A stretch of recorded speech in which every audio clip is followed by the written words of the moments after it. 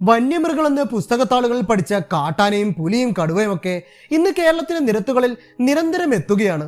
മലയോര ഗ്രാമങ്ങളിൽ മിക്കതിലും ഇരുട്ട് വീണു തുടങ്ങിയാൽ ജനങ്ങൾ പുറത്തിറങ്ങാറില്ല.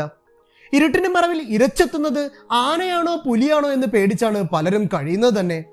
മാനന്തവാടിയിലെ ബേലൂർ മക്കന എന്ന കൊലയാളി ആനയും പടമലയിലെ മോഴയാനയുടെ ആക്രമണവും പിന്നാലെ ഉണ്ടായ കടുവയുടെ സാന്നിധ്യവുമൊക്കെ വയനാട് പാലക്കാട് ജില്ലകളെ തുടർച്ചയായ വന്യമൃഗ സംഘർഷത്തിലേക്കാണ് കൊണ്ടെത്തിച്ചിരിക്കുന്നത്.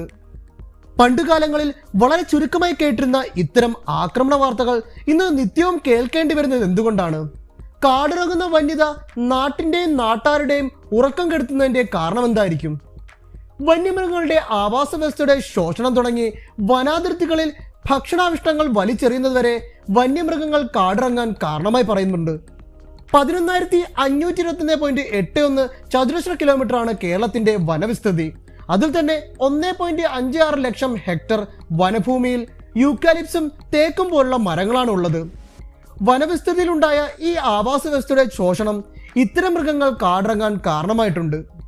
വനഭൂമി നശിപ്പിച്ച് തേയിലയും തേക്കും യൂക്കാലിപ്സും നട്ടുപിടിപ്പിച്ചതുവഴി പ്രകൃതിയിലുള്ള ആവാസ വ്യവസ്ഥ നഷ്ടപ്പെടുകയും ഇതുമൂലം വെള്ളത്തിനും ഭക്ഷണത്തിനും ദൗർലഭ്യം കാടുകളിൽ രൂക്ഷമാവുകയും ചെയ്തു. കാലാവസ്ഥയിൽ ഉണ്ടാകുന്ന വ്യതിയാനമാണ് മറ്റൊന്ന്. അതികഠിനമായ ചൂട് കാരണം കാട്ടുറവുകളും ചോലകളും വറ്റിവരണ്ടു. പുല്ലും ചെടികളും കരിഞ്ഞുണങ്ങുന്നതും മറ്റൊരു കാരണമാണ്. കാടിനേക്കാൾ ഭക്ഷണം നാട്ടിൽ കിട്ടുന്നതും ചക്ക മാങ്ങ തുടങ്ങിയ നാടൻ വിളകളുടെ സാന്നിധ്യവും കാട്ടുമൃഗങ്ങളെ നാട്ടിലേക്ക് ആകർഷിക്കുന്ന കാര്യങ്ങളാണ്. കടുവയുടെയും പുലിയുടെയും ഒക്കെ ഇരമൃഗങ്ങളുടെ എണ്ണത്തിലുണ്ടാകുന്ന കുറവും വളർത്തുമൃഗങ്ങളെ കാട്ടിൽ മേയാൻ വിടുന്നതും കാട് ചുരുങ്ങുന്നതുമൊക്കെ ഇരപിടിയൻ മൃഗങ്ങളെ കാടിറങ്ങാൻ പ്രേരിപ്പിക്കുന്നുണ്ട്. മുമ്പെങ്ങുമില്ലാത്ത വിധമാണ് വന്യമൃഗങ്ങൾ കാടുകളിൽ വർദ്ധിക്കുന്നത്. വനംവകുപ്പിന്റെ കണക്കുകൾ പ്രകാരം കാട്ടാനകൾ 3 ഇരട്ടിയായാണ് വർദ്ധിച്ചത്. അതുപോലെ കാട്ടുപന്നികൾ മുമ്പുള്ളതിനേക്കാൾ 30 ഇരട്ടിയാണ് ഇപ്പോഴത്തെ കണക്കുകളിൽ.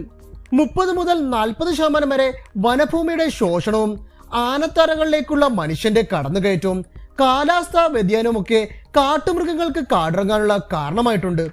കാടും മലയും കടന്ന് വന്യമൃഗങ്ങൾ ഇങ്ങനെ കാടിറങ്ങുന്നതിനെ അർബൻ അഡാപ്റ്റേഷൻ എന്നാണ് പറയപ്പെടുന്നത്. മനുഷ്യ വന്യമൃഗ സംഘർഷങ്ങൾ കുറയ്ക്കാൻ ഇനിയെങ്കിലും ഫലപ്രദമായ നടപടികൾ സ്വീകരിച്ചില്ലെങ്കിൽ നാട്ടിടങ്ങളിലെ സുരക്ഷിതമായ താമസം ജനങ്ങൾക്ക് അപ്രായോഗ്യമായി മാറും.